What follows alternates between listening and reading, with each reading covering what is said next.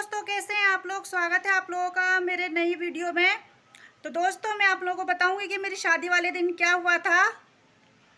मैं सोच रही थी आप मेरी फैमिली हैं तो मैं आप लोगों से ये बातें शेयर करूं। मुझे बहुत अच्छा लगेगा जब मैं आप लोगों से ये वाली बातें शेयर करूंगी। तो पहले फ्रेंड बताइए मैं कैसी लग रही हूँ, कमेंट में ज़रूर बताना मैं कैसी लग रही हूँ। अच्छी लग रही हूँ तो बताना, और बेकार लग रही हूँ तो बताना, ज़रूर बताना कमेंट करके, ठीक है फ्रेंड। और फ्रेंड, हाँ, मैंने चूड़ी भी पहनी है, दिखाती हूँ, देखिए। तो देखिए फ्रेंड, ये मेरा चूड़ी है। कैसा लग रहा है? अच्छा लग रहा है तो ज़रूर कमेंट करके बताना मुझे आप लोग। तो अब मैं बताती हूँ आप लोगों को सारी बातें कि मेरी शादी वाले दिन क्या हुआ था और क्या नहीं हुआ था। ये देखिए, नाक में का निकल के गिर गया है, इसको लगाती हूँ। तो फ्रेंड बताइएगा ज़रूर कमेंट करके कि मैं कैसी लग रही हूँ। अब मैं ये नाक वाला फिर गिर गया मेरा। दोस्तों, अब की बार अगर ये मेरा नाक वाला गिर गया ना तो इसको उतार के रख दूंगी। बार बार गिर रहा है, मुझे डिस्टर्ब हो रहा है। देखिए दोस्तों, कितनी ज़्यादा गर्मी हो रही है और हमारे यहाँ पर लाइट नहीं आ रही है, बहुत ज़्यादा गर्मी हो रही है। फिर भी मैं इतनी गर्मी के अंदर वीडियो बना रही हूँ आप लोगों के लिए। देखिए कितना पसीना आ रहा है मुझे। तो दोस्तों, मैं अपने टॉपिक की तरफ चलती हूँ। मेरी शादी वाले दिन क्या हुआ था। तो दोस्तों, जिस दिन मेरी शादी थी उस दिन सुबह उठे सब, और जल्दी जल्दी, मतलब जिनको भी जो भी काम था, भाई, पापा, मम्मी, जिनको भी जो भी काम था, सब अपने अपने काम में लग गए। और जब मैं सो के उठी तो मैंने ब्रश करा। ब्रश करने के बाद मैंने चाय पी, और चाय पीने के बाद मैंने सोचा चलो ठीक है, थोड़ा सा बैठ लेते हैं, इधर उधर बातचीत कर लेते हैं। तो मैं सोची इधर उधर बैठ लेते हैं, बातचीत कर लेते हैं। और मैं बातचीत करने लगी, बैठी रही मैं। और फिर उसके बाद में मेरी मम्मी बोलने लगी, अरे तेरे को कुछ काम नहीं है क्या? बैठी है, आराम से कुछ काम कर ले। मैं बोली मैं क्या कर लूँ बताओ। मम्मी बोली अभी हाथों में जो मेहंदी लगी थी, अभी मेहंदी लगा के ऐसे ही बैठी है, इस हाथ को धो ले तू। मैंने बोला मम्मी को कि नहीं, वो सब तो धुलता रहेगा बाद में, अभी बैठ जाए। देखिए फ्रेंड, कितनी ज़्यादा गर्मी हो रही है, कितना ज़्यादा पसीना आ रहा है मेरे को। और दोस्तों, जो रिश्तेदार आए हुए थे मेरे घर पर, जो भी मामा की लड़कियां थी, सब थी। तो वो कहते हैं ना कि डीजे वीजे लगा रहता है तो कहाँ किसी का मन करता है घर का काम करने का। सब इधर उधर मेहंदी लगा के डांस करें, ये करें वो करें। तो सब काम में लगे हुए थे और वो लोग अपने डीजे लगा के डांस वांस करती, बोलती बस आज आज का तो दिन है, फिर कहाँ, फिर तो तुम चली जाओगी। मैं बोली हाँ, ये बात तो सही है। दोस्तों, वो लोग काफ़ी ज़्यादा इंजॉय करने में लगी हुई थी। और मुझे तो बहुत ज़्यादा ऐसा लग रहा था कि सब बोलते हैं ना कि वहाँ जाओगी तो काम करना पड़ेगा, ये है वो है। मैं यही सोच रही थी।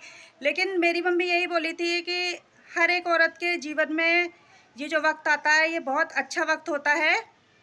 जो शादी होती है, बहुत किस्मत वाले होते हैं उनकी, जिनकी शादी होती है और अपना घर बसाती हैं। दोस्तों देखिए कितना पसीना आ रहा है, पता नहीं लाइट कब आएगी। तो दोस्तों, मेरी मम्मी ऐसे ही समझा रही थी मुझे, और मैं बैठी बैठी रोने लगी। मैं मम्मी को यही बोलने लगी कि तुम तो चाहती हो ना कि हम चले जाएं तुम्हें छोड़ के। मम्मी बोली नहीं, हम नहीं चाहते हैं कि तुम हमें छोड़ के चली जाओ, हम भी तो अपनी माँ को छोड़ के आए, हम भी तो तुम्हारी नानी को छोड़ के आए। देखिए दोस्तों, कितना ज़्यादा गर्मी, बता नहीं सकती मैं। तो दोस्तों, इसी तरीके से फिर मम्मी को भी रोना आने लगा, मम्मी भी रोने लगी बहुत ज़्यादा।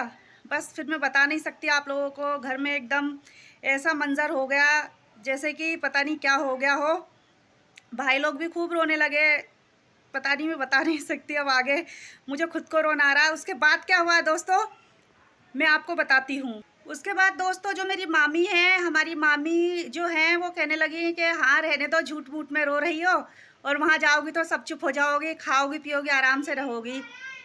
मैं सोची कि मामी मजाक कर रही हैं ऐसे कि हाँ खाएंगे पिएंगे। तो दोस्तों, मैं बहुत ज़्यादा रो रही थी और मैं यही सोच रही थी कि अब कहाँ मिलेगा ऐसे घूमने के लिए मेरे को, इधर उधर उधम मचाने के लिए।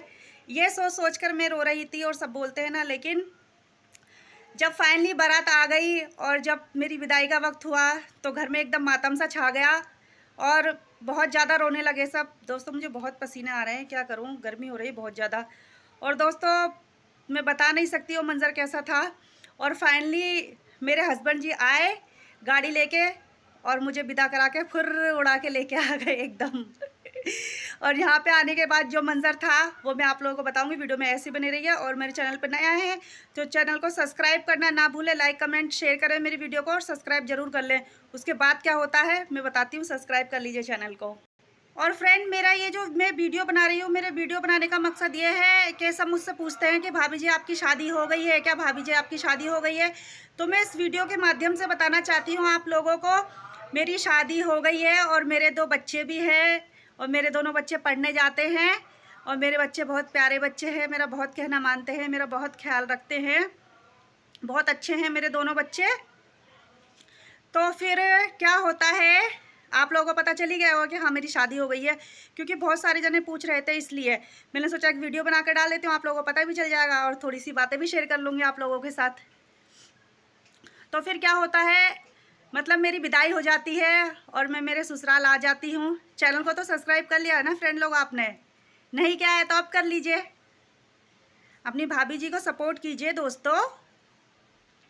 तो फाइनली मैं आ जाती हूँ और मेरी सासू माँ जो है, हमारे यहाँ का रिवाज है कि जब दुल्हन आती है तो जो सासू माँ होती हैं वो अपने हाथों से मतलब दुल्हन को पानी पिलाती हैं और वो खिलाती हैं जो चावल होता है ना, चावल और बूरा, बूरा होता है, बूरा और चावल।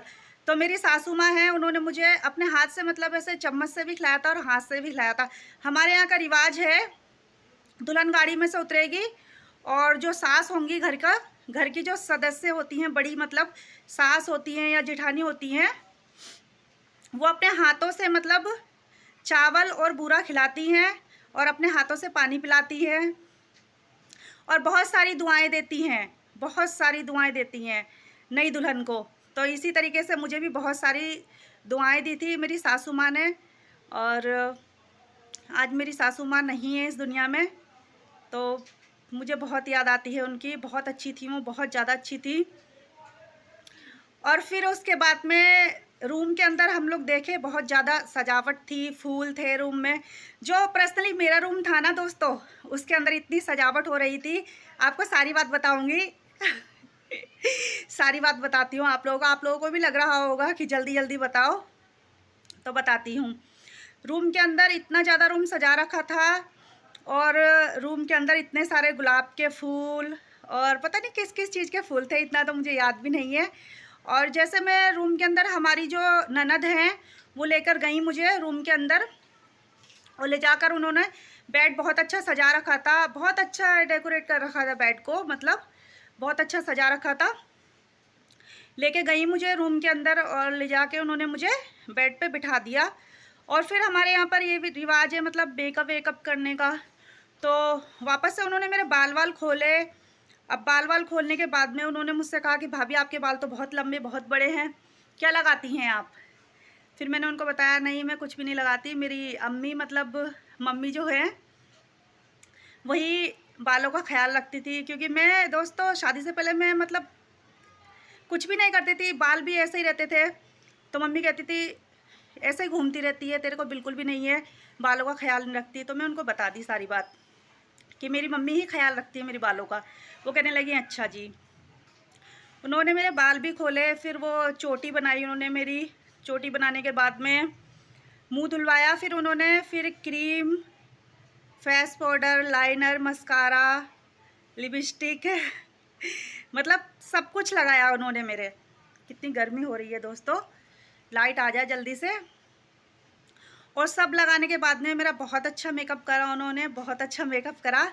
और मेकअप करके और मेरे को रूम के अंदर बिठा दिया उन्होंने। और जैसे ऐसा घूंघट नहीं ले लेते हैं ऐसे दुल्हन की तरह, तो उन्होंने ऐसा घूंघट आगे कर दिया दुल्हन की तरह और ऐसे मुझे बेड पे बिठाकर और ऐसे बोली कि गेट थोड़ा भेड़ के जा रहे हैं हम और आप अपना ख्याल रखना, आप आराम कर लो। मैं बोली ठीक है। अब मेरी ननद बाहर चली गई मेरी ननद बाहर चली गई ऐसा बोल के। अब मैं उसमें चुपचाप मतलब कभी लेट जाऊं, कभी बैठ जाऊं, कभी लेट जाऊं, कभी बैठ जाऊं, क्योंकि मुझे नींद नहीं आ रही थी। कहीं नई जगह होती है दोस्तों, आपको भी पता है कि नींद नहीं आती, बहुत ऐसा लगता है, मुझे बहुत अजीब अजीब सा लग रहा था। मैं हमेशा अपनी मम्मी के पास सोती थी और ऐसे अकेले अकेले, बहुत गर्मी हो रही है दोस्तों, अकेले अकेले ऐसे सोना मेरे लिए बहुत बड़ी बात थी, इसलिए। और फिर उसके बाद में ऐसा लग रहा था मुझे कि मैं उठ के चली जाऊं या फिर यहीं पर सोऊं, उन लोगों के पास चली जाऊं उठकर, या फिर यहीं पर रहूं। बार बार मेरे मन में यही ख्याल आ रहा था दोस्तों, गलती हो गई। और मैं बार बार ऐसे बाहर जाने की कोशिश कर रही थी, लेकिन नए लोग, नई जगह, मुझे कुछ पता नहीं था, इस वजह से मैं जा नहीं पा रही थी। फिर थोड़ी बहुत देर बाद मतलब मेरी जो सासू माँ हैं वो आती हैं और ऐसे पूछती हैं, बेटा प्यास थोड़ी लगी है तुम्हें, पानी वानी थोड़ी चाहिए, भूख थोड़ी लगी है तुम्हें। मैंने उनको बोला, नहीं मम्मी जी मुझे भूख नहीं लगी है, मुझे प्यास भी नहीं लगी है, आप मेरे पास बैठ जाओ। तो उन्होंने बोला कि मैं क्या बैठ जाऊँ, वैसे भी अब रात हो चुकी है और सब अपने अपने रूम में सोएंगे, तुम भी अपने रूम में सो जाओ आराम से। मेरी सासू माँ ने मुझे बोला। मैंने कहा अच्छा। फिर मैं गेट बंद करने लगी। मेरी सासू माँ ने बोला कि तुम सोने जा रही हो? मैं बोली हाँ मैं सोने जा रही हूँ, मैं गेट बंद कर लेती हूँ। मेरी सासू माँ ने बोला कि चलो मैं तुम्हारे पास बैठ जाती हूँ थोड़ी बहुत देर, उसके बाद मैं चली जाऊँगी। मैं बोली ठीक है बैठ जाइए आप लोग। और दोस्तों इससे आगे की कहानी अगर आप सुनना चाहते हैं तो मेरे चैनल को सब्सक्राइब कीजिए, लाइक कीजिए, कमेंट कीजिए। और मेरी इस वीडियो पे आप लोग अगर अच्छा रिस्पांस देंगे और मुझे कमेंट में पूछेंगे तो मैं आगे की कहानी भी ज़रूर बताऊंगी आप लोगों के साथ।